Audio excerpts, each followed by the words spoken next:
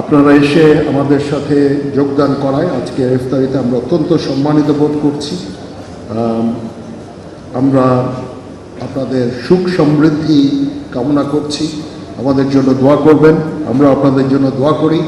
আপনাদের দেখানো পথ অনুসরণ করে আমরা যেন এগিয়ে যেতে পারি, সেই দোয়া আজকে আপনাদের কাছ থেকে আমরা চাচ্ছি এবং আমরা সবসময় আপনাদের পাশে থাকব।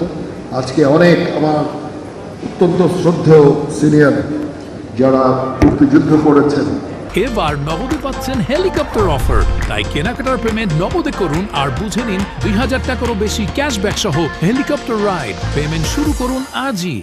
যারা মুক্তিযুদ্ধে বিভিন্ন গ্যালেন্ট্রি অ্যাওয়ার্ড পেয়েছেন তাদের সাথে আজকে সাক্ষাৎ আমার খুব ভালো লেগেছে।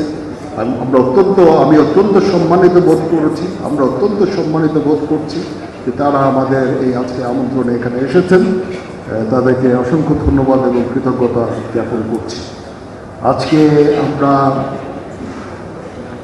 এই ইফতারের জন্য মুক্তিযুদ্ধ বিষয়ক মাননীয় মন্ত্রীকে আমন্ত্রণ করেছিলাম।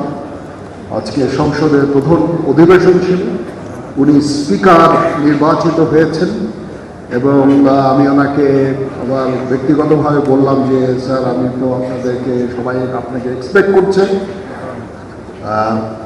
উনি ক্ষমা চাইলেন যেহেতু উনি স্পিকার নির্বাচিত হয়েছেন, ওনার এই সেশনের পরেও অনেক কাজ আছে এই জন্য, এবং পরবর্তীতে উনি আমাকে কথা দিয়েছেন যখনই এ ধরনের কোনো অনুষ্ঠান হবে উনি অবশ্যই আমাদের আমন্ত্রণ নিয়ে আসবেন।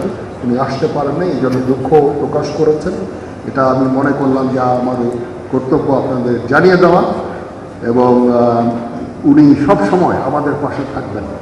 উনি বলেছেন যে 71 সালে ওনারা এই সেনাবাহিনীকে ওনারা গঠন করেছেন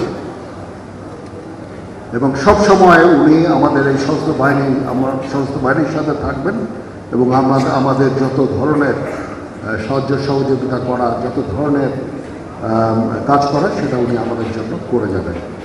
তো ইনশাল্লাহ আমরা অত্যন্ত সুন্দর ভবিষ্যৎ কামনা করছি।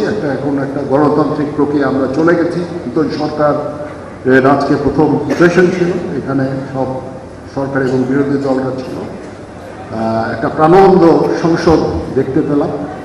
ইনশাল্লাহ দেশ এবং জাতি এগিয়ে যাবে এই রাজনৈতিক নেতৃবৃন্দের নেতৃত্বে, এই সরকারের নেতৃত্বে ইনশাল্লাহ দেশ এবং জাতি এগিয়ে যাবে।